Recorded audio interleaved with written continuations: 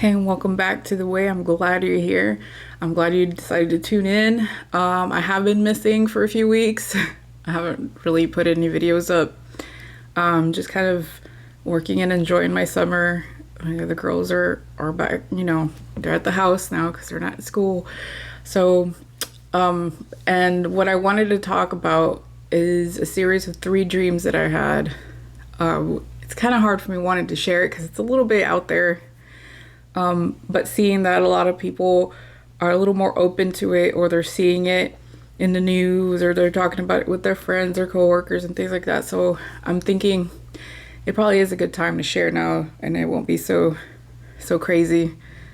So these dreams took place in October of last year, and I didn't see their connection.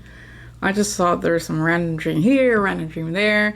And it wasn't till like at the beginning of this year that I was sharing it with my husband and my dad. And I realized, oh my gosh, it's like the same dream. It goes together. Like it all goes together. It's just a different day, a different aspect of what it was like.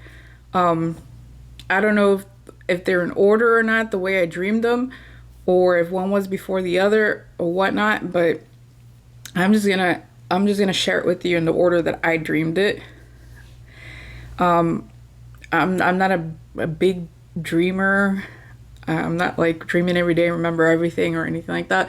But the ones that I do remember, that I know that there's a message or there's something there that I need to know, or the Holy Spirit's trying to show me. I usually tend to remember those or even write them down, so I won't forget certain details. So I'm going to share with you the first 2 dreams this video, and then the last dream where it has a little bit more detail, I will share it with you the next video. So the 2-part of 3 dreams. So just go ahead and just listen to it, think about it, pray about it. Maybe it's something, maybe it's not. But the Holy Spirit's always talking to us, and the Lord and God likes to talk to us through dreams. As it says in the Bible, He'll speak to us through dreams. It's the mode that He's talked to a lot of prophets and people in the Bible stories, having dreams and thinking that it happened and not. So yeah, just think about it, pray about it, leave a comment, let me know what you think, or maybe you've had similar dreams. Or maybe you just know things in this physical world of things that are happening behind the scenes, and what's going on in the world. So in this first dream,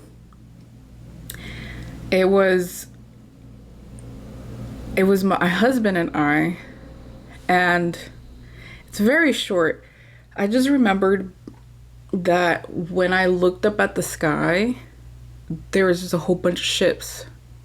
And I'm not talking about like airplanes. I'm not talking about like helicopters. I'm talking about ships that are not common to us. Round, and some big, some small, and not making much noise at all. I could just, it's not because I heard them, it's because I just decided to look up. And wherever I live, it's not a big city, but it's not a little town either. So I looked up, and there was just all kinds of ships. And I kind of had the feeling that, or an understanding that they were not there for good reasons, and they were really there to hurt us or to make us afraid to submit to something. That's the feeling that I had. And so in my dream, I felt like I needed to get away somewhere safe. And the only place that I could think of was like in the forest, somewhere where people don't really live or really go to. But in the next scene, I found myself like with my husband, like in a caravan. Like the Wild West, kind of like in a wagon with horses, almost like a train. They're all connected, and we were going into the woods. And we were not the only ones there. There was other people there, and I understood that these people knew what was going on, and they were Christian. There was a lot of Christians.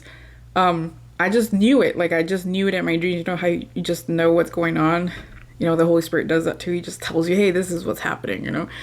And so we were in this caravan, no technology. There was horse-drawn carriages, and then I knew that this is a good way for them or whatever it was not to find us, because they, for some reason, knew they could track us in some way or form. I don't know if we had phones or anything like that, but I just remember not having anything and just sitting there and just kind of feeling relieved. We were just going back, you know, sitting there in the wagon with my husband. Now, I don't know what happened, where my kids were or anything in the dream. I don't remember having kids or anything like that, but it was just my husband and I going somewhere safe with other people. So that was my first dream. And if you know anything about electrical cars and navigation systems and how, you know, how they're trying to track us and all that stuff, I wasn't really thinking about that back in October. It wasn't something I was like thinking of. If I want to buy a car, I should have it or not have it, or if I should keep my old cars. It wasn't in my radar. It's just, that's what I dreamt and that's what I saw. And that's what I understood. So in my second dream, this one just involved, it's same October. I don't know, maybe a week later, a few days later. I don't really remember this one happening, but the last one I do remember what day it was, because I actually wrote it down when I decided to type it on my phone as soon as I woke up. So the second dream, it was just my youngest daughter and I, and we were like walking, which is weird because I'm not gonna walk. I usually take the car somewhere, but I guess wherever we lived, it was just a short distance to the library, which is where we were going. And I didn't recognize this place, so it wasn't like a place where I lived at right now. I just knew where I was going in the dream, but it wasn't a place where I knew where I lived at still or right now. And so so me and her were walking to the library, and there was just gossip and stories going around, you know, where everybody's like, oh, this and that there were that soon people were going to start going crazy and start acting all weird, which, you know, if you've ever seen those videos of those people who are possessed at the store or something and they help them and they pray for them, kind of like that, like they're just going crazy, like they would attack you or they would just do something abnormal, you know, without really thinking about it. They would just do it. And so there were these stories going around, but I knew as a child of God that it was either some form of controlling the mind or possession, like having an unclean demonic spirits just completely taking over you.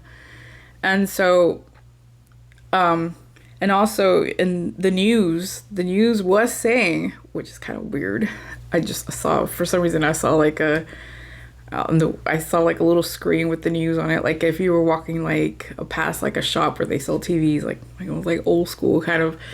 I saw in the news that they were saying that, I'm sorry if I'm looking down, I'm looking at my notes, that the news was saying that there was going to be an alien invasion or something to it, something like that, and that it was going to be soon. That was imminent, which I kind of felt like it wasn't so much of the alien invasion as much as the people were just going to go crazy because they're being taken over. That was more, in that dream, was more scary, is the people taking over more than the invasion, which in this dream, I don't even remember the first dream that I had. And in this dream, I didn't see anything in the sky. It was like beforehand. And to be honest with you, I don't know how the news knew. I don't know, like, are they communicating with things, or it was planned, it's planned out, and they just knew what to say, when to say it to scare people. I don't know how they knew, but it was just the news was saying that, and then the people were saying that the people were gonna, they were just gossiping that people were gonna start acting crazy and weird, and I might be connected. I don't know. So, as I got to the library, sometimes the libraries have like a place where you could sit, and then they have all the books and things like that. When I went inside with my little one, there was this lady next to us that I looked at her and I kind of had this understanding. It's like when when the Lord wants to tell you something, I had an understanding that lady was about to change. That lady was about to act weird and crazy. That lady was about to get possessed. And so I kind of kept my eye on her when I was trying to, do what I needed to do at the public library with my little one. And then all of a sudden, she started kind of showing I don't know how to explain it. Like she was starting she was trying to hold back or trying not to have something come out or make her change. And I could see her from the distance. She was further in the library. I could see her changing like that. And I was like, no, I gotta go. Like someone told me to leave. You gotta get home. It's getting late. It's like I felt like there was no time. I felt like I had to hurry up and get home because something was gonna happen. Not just with the lady, but something was gonna happen. That was just kind of like a little warning sign for me to get out of there and get somewhere safe. And so I decided to start walking home. So I grabbed my little one and we start walking. And I try not to look suspicious, like run. I was just kind of speed walking with so fast you can go with the little 4 or 5-year-old, trying to speed walk. And I was like, I'm gonna take a shortcut because when I was walking, the way that I usually go was somehow barricaded off. Like you couldn't walk through there. And so I was thinking maybe I can go through the stores because I don't know about you and me, but there's some stores that have a entrance in the front and in the back. So, it's like a shopping mall almost.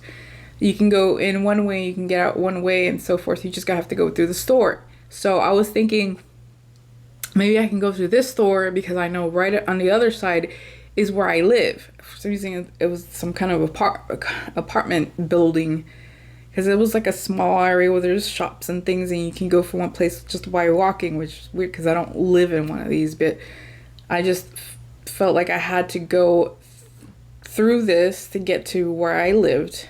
And I don't know, I guess to get ready or to just be somewhere safe because, I know I had a family. So my last hope to get there quick and on time was to go to the store. And I know there was a big entrance and an exit to go to the other side of the street. And when I got to that store, I couldn't go through. I could not go through. So I was like, what am I going to do now? And that's when I woke up. So, to me, this is more like the Holy Spirit letting me know you have to get ready. You have to be in prayer. You gotta be armed. You gotta be ready to war in the spirit. You gotta be ready to help people out. You could be walking down the street and people be acting weird. And the only one who knows what's going on is you because the Holy Spirit is telling you need to pray for this person and that. So, let me know what you guys think of this, of these two dreams. The next dream is kind of like a sequel or what's coming after this part. Like I said, when I thought about it, I didn't think there was a connection. But then when I put them all together, it's the same topic. It's the same thing. It's around the same time. Just different days, different situations that were going on. And I'm just like, Lord, you need to hurry up and come and get us. It's like, but I know that before he comes, the church is going to be victorious and triumphant. So we shouldn't be afraid. We shouldn't be scared.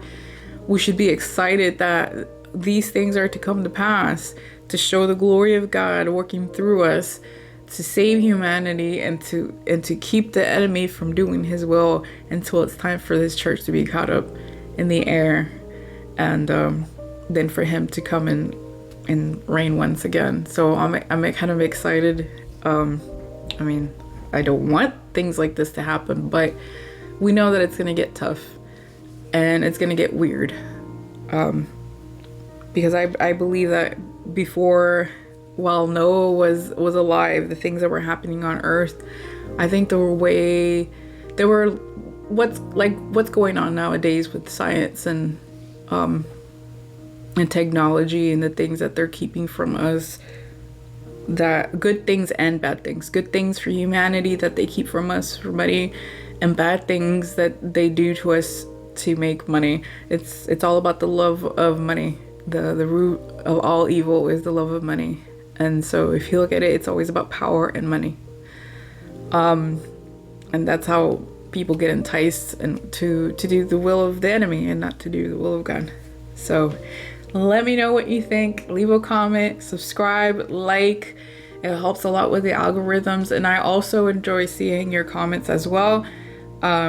And if you have any other ideas, or if there's anything that you want to talk about, let me know as well. And, sometimes I do my little Bible studies and things like that. So let me know what you would like to do. And I'm glad that you stayed here with me. Until next time, bye-bye.